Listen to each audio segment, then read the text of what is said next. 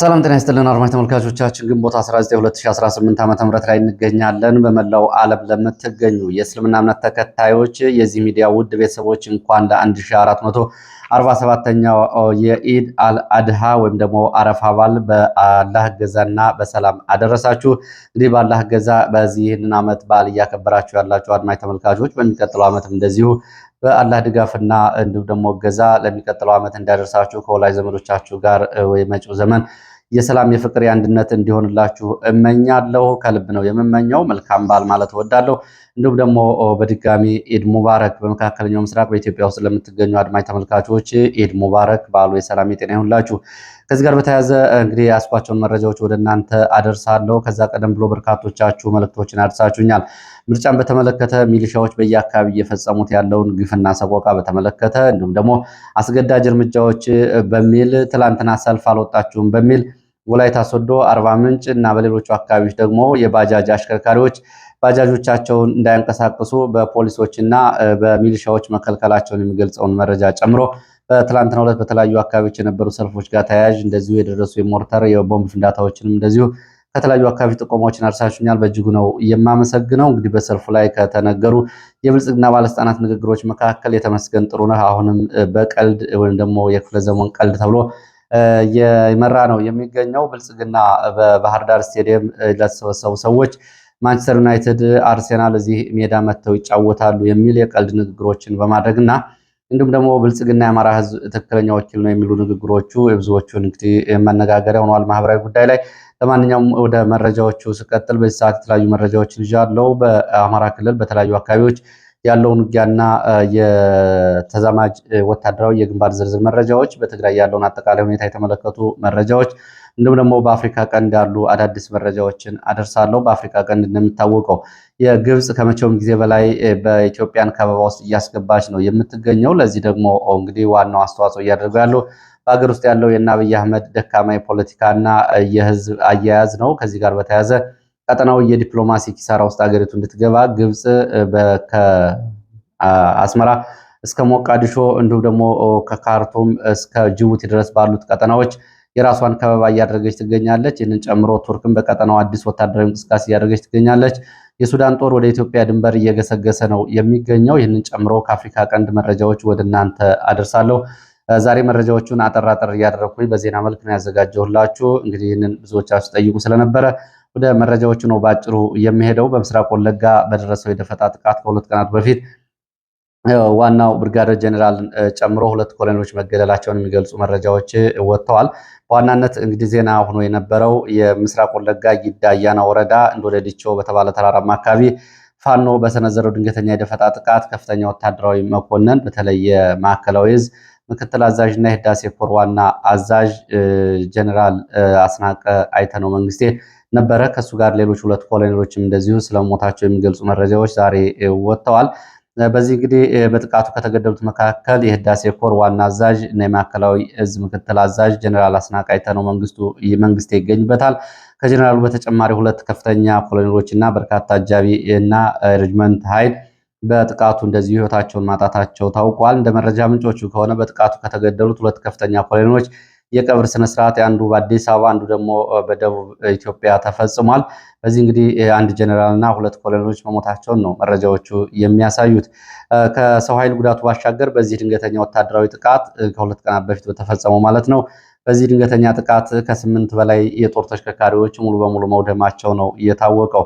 ይህ በእንዲህ እንዳለ ለወታደራዊ ግዳጅና እንቅስቃሴ ጀኔራሎቹ ስምሪት ሲያደርጉ፣ ኮሎኔሎቹ ሲንቀሳቀሱ ከውስጥ ለፋኖች መረጃ የምትሰጡ አላችሁ፣ የደፈጣ ጥቃቱ ተፈጸሙት በዚህ ምክንያት ነው በሚል በተለያዩ አካባቢዎች እንደዚሁ ወታደሮች ከፋኖ ጋር ግንኙነት አላችሁ በሚል የተጠረጠሩ ወታደሮች በቁጥጥር ስር ውለዋል የሚሉ መረጃዎችም ወጥተዋል። ይህም እንግዲህ ውስጣዊ ያለውን አለመተማመንና ትርምስ የሚያሳይ ነው። ወደ አማራ ክልል ወዳሉ የተለያዩ አካባቢ ወዳሉ መረጃዎች ይቀጥላለው። በደቡብ ጎንደር በተለያዩ ቀጠናዎች በተለይ በጉና ቀጠና በስማዳና በአካባቢው ከጉና ተራሮች እስከ ወገዳ ድረስ ባሉት አካባቢዎች ውጊያዎች፣ የደፈጣ ጥቃቶች እየተደረጉ ነው የሚገኙት። በጉና ተራራ የተገኘውን መረጃ ስንመለከት በጉና ተራራ ጠጥራ ዳሞት ተብሎ በሚጠራ ዋናው መንገድ ከደብረ ታቦር ወልዲያ በሚገኘው ዋናው መንገድ የጊዜ ወርቅ ሻለቃ ሰፈር ተብሎ በሚጠራ አካባቢ በትላንትና አመሻሹን በተፈጸመ የድንገተኛ ጥቃት በ10 በላይ ወታደሮች መገደላቸውን የአካባቢ መረጃ ምንጮች ገልጸዋል። ግጭቱ የተቀሰቀሰው 59ኛ ክፍለ ጦር አካባቢውን ለቆ እየወጣ በነበረበት ወቅት የፋኖ እንግዲህ የግራዝማች አድማሱ ብርጌድ ድንገተኛ ጥቃት በመሰንዘሩ ነው። 59ኛ ክፍለ ጦር ቦታውን ለቆ ሲወጣ እንቅስቃሴ ላይ ባለበት ሰዓት በተፈጸመው በዚህ ጥቃት ሰብአዊ፣ ቁሳዊና ወታደራዊ ጉዳት መድረሱን የመረጃ ምንጮቹ ገልጸዋል። ከ10 በላይ የሚሆኑ ወታደሮች ሲሞቱ ቁጥራቸው ያልታወቁ እንደዚሁ ቆስለዋል። ዛሬም አስከሬኖች ሳይነሱ ዛሬ ማለዳ በአካባቢው መታየታቸውን የመረጃ ምንጮች ገልጸዋል። ከዚህ ባሻገር ከ300 በላይ ተተኳሽ እና እንዲሁም ደግሞ የነፍስ ወከፍ መሳሪያዎችን ጨምሮ በፋኖች መግባታቸውን የወጡ መረጃዎች ያሳያሉ። አድማጭ ተመልካቾቻችን ይህ እንግዲህ ግራዝማች አድማሱ የተባለው ስያሜ የተሰጠው በአካባቢው በጉና 1967፣ 68፣ 69 ዓ.ም በአካባቢው በተለይ የአፄ ኃይለሥላሴ ስርዓት ሲወድቅ የደርግ ጦር ወደ አካባቢው ሳይገባ ለዓመታት እንዲቆይ በማድረግ በአካባቢው ዝነኛ ከነበሩ የአካባቢው ተዋጊዎች እና የጦር መስፍና መሪዎች መካከል አንዱ ነው። ብዙ የአካባቢው ግጥሞችም አሉት። በዚሁ ቀጠና ወደ ስማዳ ስንሄድ በስማዳ ወረዳ በ3 ቦታዎች ላይ ውጊያዎች እየተካሄዱ ይገኛሉ። በስማዳ ወረዳ ዛሬ ረፋዱን ጀምሮ በመከላከያ ሚሊሻ አድማ ብተናና በፋኖ መካከል ውጊያ እየተደረገ ነው የሚገኘው።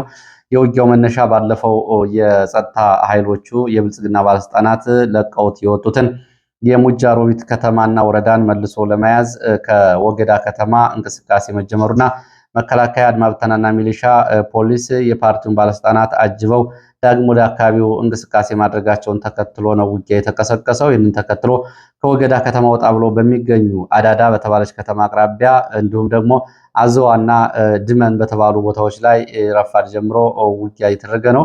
በአድማ ብተናና በሚሊሻ እንዲሁም በፋኖ ኃይሎች መካከል እየተደረገ ባለው ውጊያ እስካሁን ድረስ ውጊያ ሲቀጥል የደረሰው ጉዳት ግን በዝርዝር አልታወቀም። በሰውም ሆነ በህይወት ንብረት ላይ የደረሰው ጉዳት አልታወቀም። ከአካባቢ የወጣው መረጃ እንግዲህ ይህንን ነው የሚያሳየው።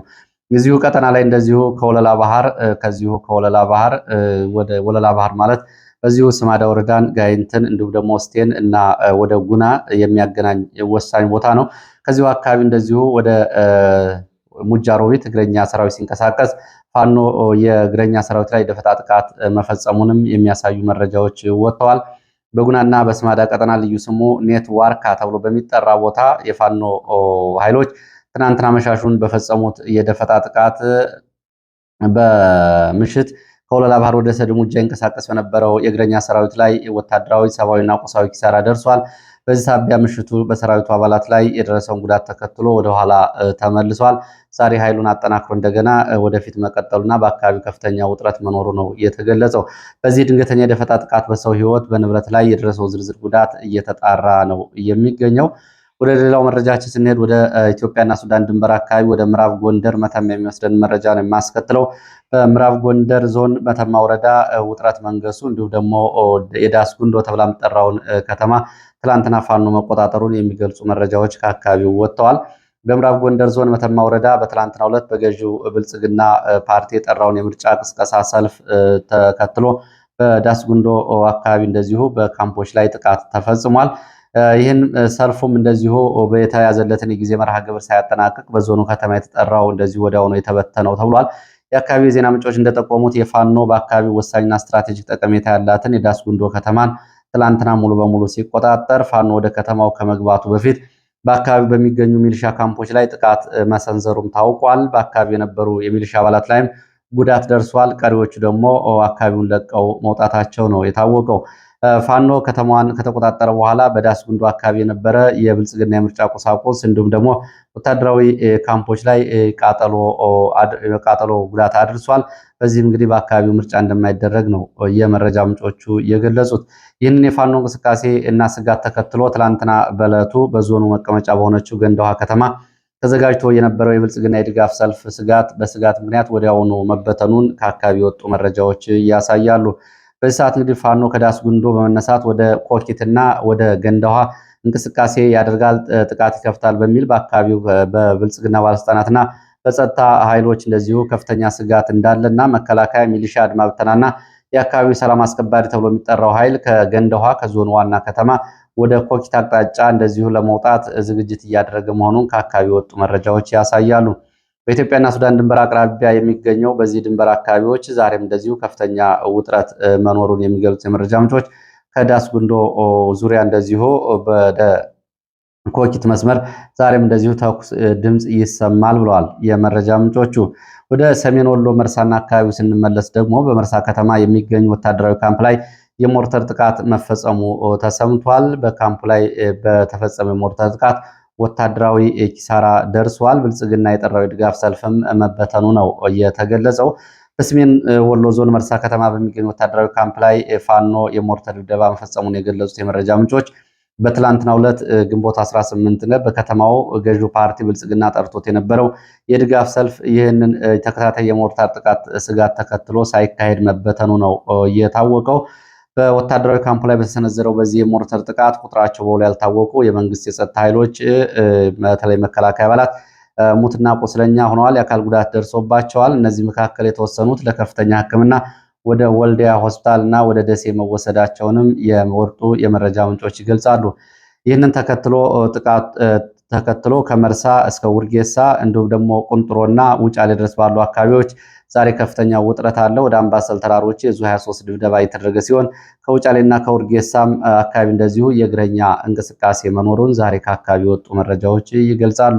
ወደ ሸዋሮቢት አካባቢ ስንሄድ በሸዋሮቢት ቀጠናም እንደዚሁ ለምርጫና ለተዛማጅ የብልጽግና የቅስቀሳ ስምሪት ላይ በነበረ የእግረኛ የአየር ወለድ የሚሊሻ አድማ ብተና ላይ እንደዚሁ ፋኖ ያጸፋ ምላሽ መስጠቱ ነው የታወቀው። በትላንትናው ዕለት ግንቦት 18 2018 ከጧት ጀምሮ በሰሜን ሸዋ ዞን ኤፍራታ ግድም ወረዳ ልዩ ስሙ የለን ቀወት ወረዳ የለን እንዲሁም ደግሞ ከኤፍራታም ወደ የለን አካባቢዎች በመከላከያና አየር ወለድ በፋኖ መካከል የከባድ ውጊያ ተደርጓል። እንደ ፋኖ መረጃ ምንጮች ከሆነ በዚህ ውጊያ በመከላከያ በአካባቢ የሚካሄደው ምርጫ ለማስፈጸም መነሻውን ካጣየ ከሸዋሮቢት በማድረግ በጎንዜ ተራራ አቅጣጫ ወደ ሄለን አቅጣጫ በሌሊት ጭምር እንቅስቃሴ አድርጓል። ይህንን ተከትሎ በመከላከያ ኃይሎች እንቅስቃሴ ተከትሎ በፋኖ እንደዚሁ ያጸፋ ምላሽ ተሰጥቷል። በአካባቢው የሚንቀሳቀሰው የፋኖ መሐመድ ቢሆነ ኮር የሚገኘው ደጃዝማች ተሰማ እርገጤ ፋኖ ክፍለ ጦር አባላት በመከላከያ ላይ የመልሶ ማጥቃት ውጊያ ሲያደርጉ መዋላቸውም ታውቋል። እስከ ትላንትናው ረፋ ድረስ በከፍተኛ ሁኔታ በቀጠለ በዚህ ውጊያ የደረሰው ጉዳት በዝርዝር አልታወቀም። ቀደም ብሎ ግን የለን ተብሎ የሚጠራው አካባቢ እንደዚሁ በሌሊት በ8 ሰዓት ወደ አካባቢው ከገባ መከላከያ ጋር በተደረገው ውጊያ እንደዚሁ ትላንትና በነበረው ውጊያ ጉዳት መድረሱን የሚገልጹ መረጃዎች ወጥተዋል። ወደ ሌሎች መረጃዎች እቀጥላለሁ። ወደ ሌሎች መረጃዎች ስቀጥል ከፋኖ መረጃዎች በዚህ እንዳለ ወደ ሰሞኑ ህወሓት ወታደራዊ እንቅስቃሴ እያደረገበት ወደሚገኘው የኮረምና ያለማጣ እንዲሁም ደግሞ የትግራይ አካባቢዎች ወዳሉ መረጃዎች ሲሄድ ደግሞ ወደ ኮረም ግንባር ያለውን መረጃ አስቀድማለሁ። በኮረም ግንባር ዛታ ተብሎ በሚጠራው አካባቢ ትላንትና የህወሓት ታጣቂዎች ሌሊቱን ወደ ዋገምራ የተለያዩ አካባቢዎች ስምሪቶችን አድርገው ጥራሪ ወንዝ ተሻግረው ከተማዋን ለመቆጣጠር እንደዚሁ እንቅስቃሴ አድርገው ነበረ። በዚህም በመከላከያ ሽፋን እየሰጣቸው የትግራይ የሰላም ኃይል የሚባለው ከህወሓት ታጣቂዎች ጋር የፊት ለፊት ውጊያ ተደርጓል። የህወሓት ታጣቂዎች ተጨማሪ ኃይል በመጠቀም የጥራሪ ወንዝን በመሻገር ጻግብጂ ወረዳና ጻታ ከተማን ለመግባትና ወሳኝ የሚባለውን አካባቢ ለመቆጣጠር ነበር ጥቃት ከፍተው የነበረው። መከላከያ በአጸፋዊ ተኩስ በመክፈት ለትግራይ የሰላም ኃይል ተብሎ ለሚጠራው ኃይል ሽፋን በመስጠት የህወሓት ታጣቂዎች ከጻታና አካባቢው በመሸሽ ወደ ራያ ዛታ፣ ዲንቃ፣ አሸና፣ ኢላ ቆሸት እንዲሁም ደግሞ ወደ ኦፍላ ሚጫና ጽግልዋ አቅጣጫዎች እንዲያፈገፍጉ ተደርጓል በትናንትናው ዕለት። ሆኖም ዛሬ የህወሓት ታጣቂዎች ተጨማሪ ኃይልና ተጨማሪ ወታደራዊ ቁሳቁስ በመያዝ ወደ ጥራሪ ወንዝ ኃይል እያስጠጉና እንቅስቃሴ እያደረጉ መሆናቸውን ነው መረጃዎች የሚገልጹት። ይህ በእንዲህ እንዳለ በኮረም ከተማ በሚገኙ ሁለተኛ ደረጃ ትምህርት ቤት ግቢ ወታደራዊ ስልጠና እየተሰጠ መሆኑንም ከአካባቢ የወጡ መረጃዎች ያሳያሉ። ዛሬ አራተኛ ቀኑን በያዘው ልምምድ በየዕለቱ ከፍተኛ ተኩስ እየተደረገ እንደሆነና የተኩስ ድምፅ እንደሚሰማ የወጡ መረጃዎች ይገልጻሉ። በኮረምና በአካባቢው አዲስ ውጥረት ነው ያለው። እንግዲህ መድፎች ዙ 23 የአየር መቃወሚያዎችን ጨምሮ ህወሓትም ከማይጨውና ከትግራይ ወደ አካባቢ በማስገባት ባለፈው በተለያዩ ገዥ ቦታዎች ላይ መጥመዱን መረጃዎች ገልጸዋል። ከኮረምና ከአካባቢው ቀጠናዎች ወደ ትግራይ ስንሄድ በትግራይ በተንቤን ቀጠና ወርቃምባ ተብሎ በሚጠሩ አካባቢዎች ተመልምለው የነበሩ ወጣቶች ጠባቂ ሚሊሻዎችን በመምታት ማምለጣቸው ታውቋል። ያው እንግዲህ በትግራይ መጠነ ሰፊ የተባለ ወታደራዊ አፈሳ እየተደረገ ነው የሚገኘው። ይህ እንግዲህ ወታደራዊ አፈሳ ከወጣቶች እና ከህዝቡ ከፍተኛ ተቃውሞ ገጥሞታል። በእያንዳንዱ አካባቢ ወጣቶቹ ለማምለጥ በሚያደርጓቸው እንቅስቃሴዎች እንዲሁም ደግሞ ትላንትና ማይማዶ ተብሎ በሚጠራና ቀይህ ተብሎ በሚጠሩ የኮረማ አካባቢዎች የሚሊሻ አባላቶች ላይ እንደዚሁ ወጣቶቹ በትጥቅ የታገዘ ጥቃት ፈጽመዋል። ሚሊሻዎችንም ጉዳት ደርሶባቸዋል። 8 መሳሪያም እንደዚሁ ተወስዶባቸዋል። ከዚህ ጋር የተያያዙ መረጃዎችን በአጭሩ ስንመለከት በማዕከላዊ ትግራይ ዞን ተንቤን አካባቢ በሚገኝ ወርቃምባ ከተማ በግዴታ ተመልምለው ወይም ደግሞ ታስረው ከነበሩ ወጣቶች መካከል የተወሰኑት የተመደቡላቸውን ጠባቂ ሚሊሻዎች በመምታት ማምለጥ መቻላቸውን ለዚሁ በትግረኛ የወጡ መረጃዎች ያሳያሉ። ከጉዳዩ ጋር በተያያዘ በወቅቱ በስፍራው የነበሩ ሁሉም ሚሊሻዎች በቁጥጥር ስር ውለው እንደሚገኙ መረጃዎች ገልጸዋል። እንደ መረጃ ምንጮቹ ከሆነ ወጣቶቹ በነበሩበት ስልጠና ወይም ደግሞ ካምፕ ቦታ ጠባቂዎቻቸውን በመምታት ያመለጡ ሲሆን ሚሊሻዎቹ ደግሞ ይህንን ግዴታችሁን አልተወጣችሁም በሚል ነው በቁጥጥር ስር እየዋሉት።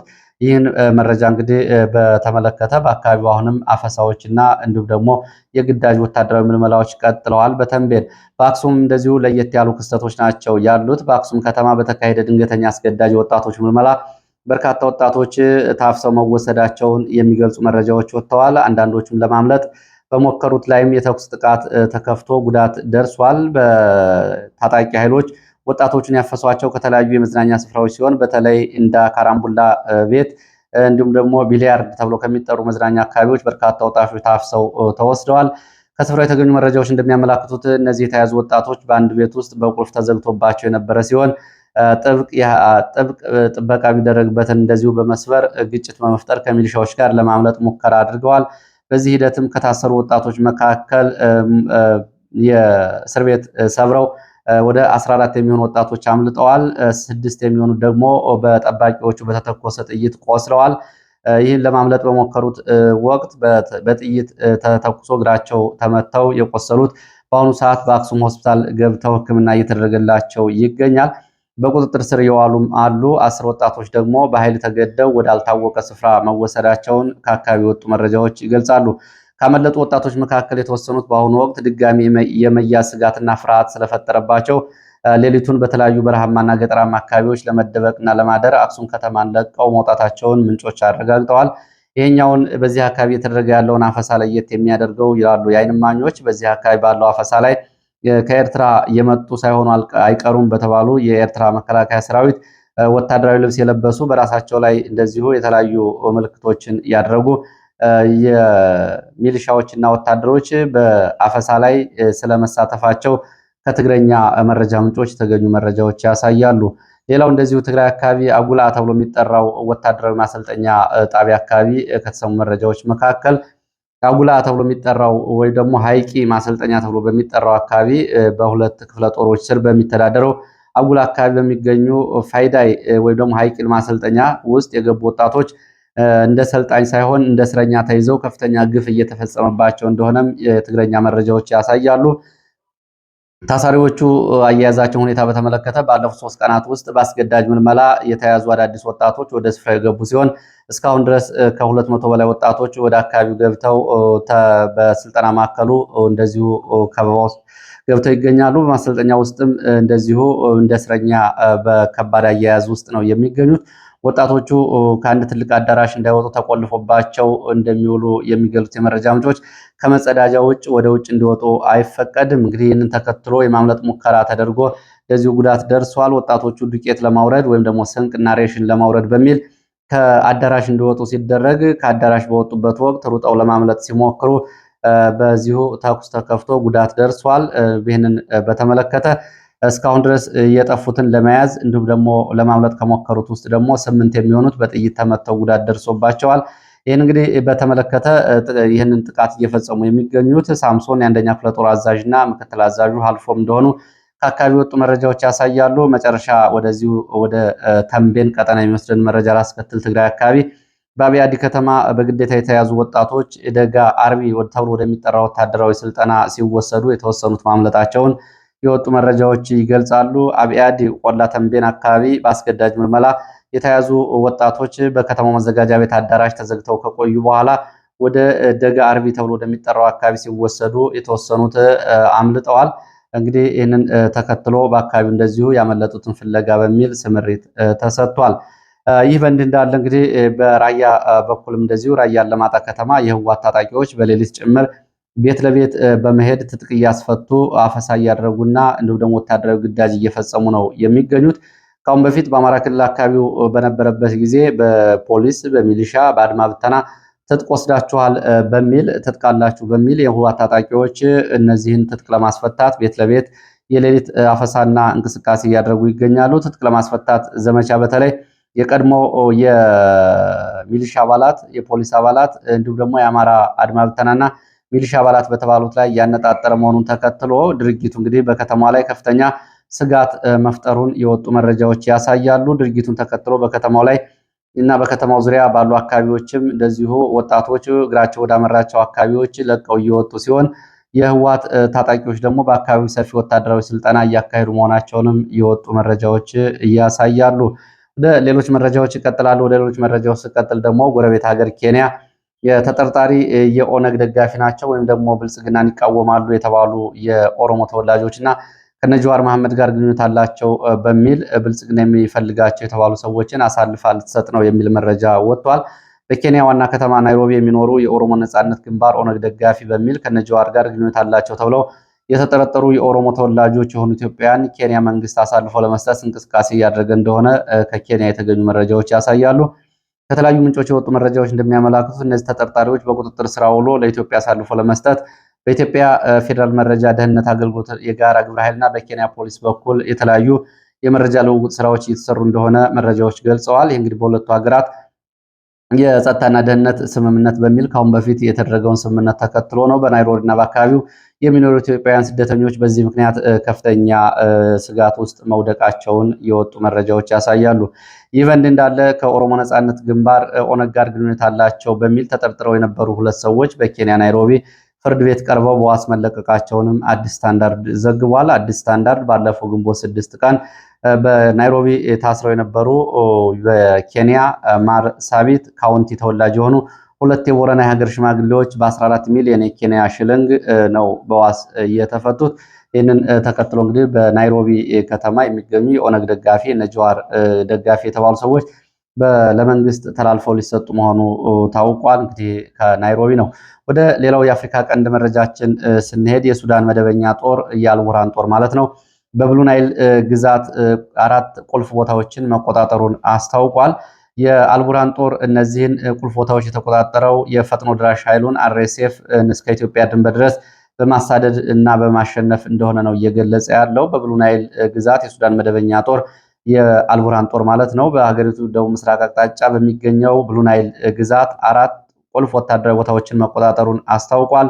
እነዚህ ቦታዎች እንግዲህ በብሉ ናይል ግዛት እዝ የተሰማራው የሱዳን 4ኛ ክፍለ ጦር እንዳመላከተው በኩሪ ተብሎ በሚጠራው ቦታ የመሸገውን 14ኛው እግረኛ ብርጌድ አባላት ቃይሳ ወረዳ ውስጥ የሚገኙ አብዲ ቃላ፣ አዲ ዋሺምቡ፣ ሻርቃ ተብሎ የሚጠሩና ኢንሺ ካሩ ተብሎ በሚጠሩ ቦታዎች የሚገኙ የአርኤስኤፍ ታጣቂዎችን በማባረር እንደሆነ ነው የገለጸው።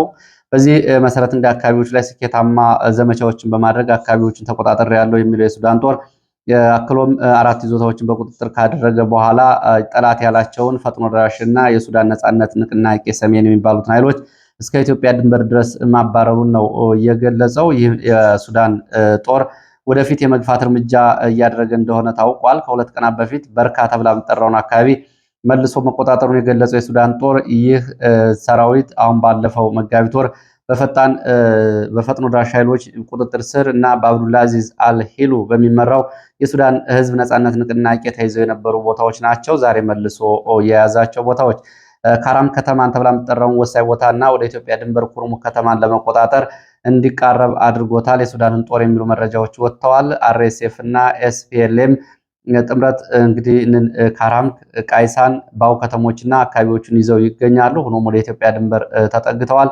በዚህ አካባቢ ያለው ሁኔታ ይህንን ሲመስል ከኢትዮጵያ በኩል ደግሞ የሎጂስቲክ ድጋፍ ወደ አካባቢው እየተጓጓዘ ነው የሚገኘው። ከአሶሳ አካባቢ የ4ኛ ክፍለ ጦር የሱዳን 13ኛ ብርጌድ አባላት ታጣቂዎች ዳግም የመደራጀት ወይም ደግሞ የመገስገስ ሙከራ እንዳያደርጉ ለመከላከልና ለመቆጣጠር በሚል ዛሬ ተጨማሪ የሱዳን ጦር ወደ ኢትዮጵያ ድንበር እየተጠጋ መሆኑን ከአካባቢ የወጡ መረጃዎች ያሳያሉ።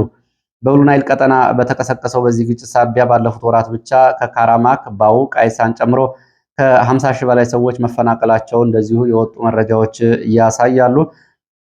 እንግዲህ ወደ ኢትዮጵያ ድንበር በብሉ ናይል ግዛት ወደ ቤንሻንጉል ቀጠና ያለውን አጠቃላይ ሁኔታ የተመለከተ ነው።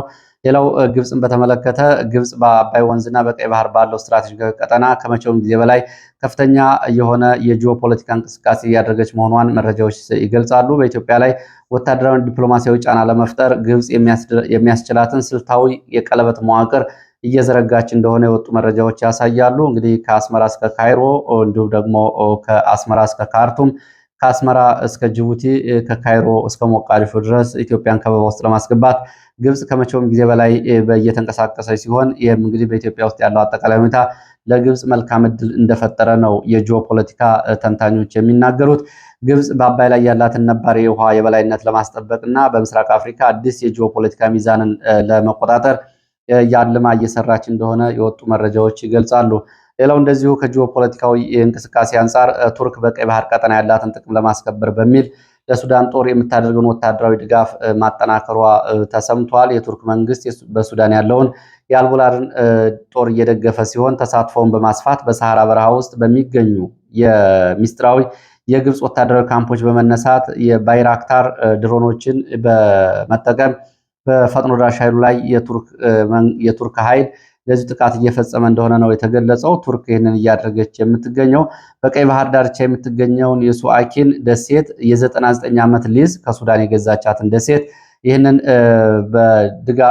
ካገኘች በኋላ ነው ከአልቡርሃን እንግዲህ በግዥም ይሁን በድጋፍ ለአልቡርሃን ይህን ያክል ድጋፍ እያደረገች ያለችው። የቱርክ ጦር በፈጥኖ ደራሹ ኃይሉ መዋቅር ላይ በቀይ ባህር የንግድ መስመር ላይ ስጋት ይፈጥራል በሚል በወደብ ከተማዋ ዙሪያ እንደዚሁ ግብፅና ቱርክ አዲስ ጦር እንደዚሁ እያሰማሩ እንደሆነም ታውቋል። በተለይ ከአየር ኃይልና ከአየር ስርዓት የሲስተም ዝርጋታ ጋር የተያያዙ መረጃዎች ወጥተዋል። ቱርክ በሱዳን ውስጥ የአየር መቆጣጠሪያና የአየር ስርዓት የራዳር ስርዓቶችን ለአልቡርሃን ድጋፍ እያደረገች መሆኗንም የወጡ መረጃዎች ያሳያሉ። ለሱዳን የአልቡርሃን ጦር አርኤስኤፍ ይፋዊ ድጋፍ እንዳያገኝ እንደዚሁ በዩናይትድ አረብ ኤምሬት ላይም ጫና ለማድረግ ቱርክ እንቅስቃሴ እያደረገች ትገኛለች። እንግዲህ የቱርክ ድጋፍ በተለይ ቀይ ባህርና አካባቢውን የወደብ ይዞታ ካላት ፍላጎትና ከዚህ ጋር የተያያዘ እንደሆነ ነው መረጃዎች የሚገልጹት። ለዚህ ሰዓት የነበሩ መረጃዎች እነዚህ እንደሚመስሉ ስለተከታተላችሁ በእጅጉ አመሰግናለሁ። በቅደም ተከተል እንግዲህ ከፋኖ መረጃ ምንጮች ወደ ትግራይ፣ ከትግራይ ደግሞ ወደ አፍሪካ ቀንድ የነበሩ መረጃዎች እነዚህን ይመስላሉ። በሌላ ተመሳሳይ መርሃ ግብር እስከምንገናኝ መልካም ጊዜ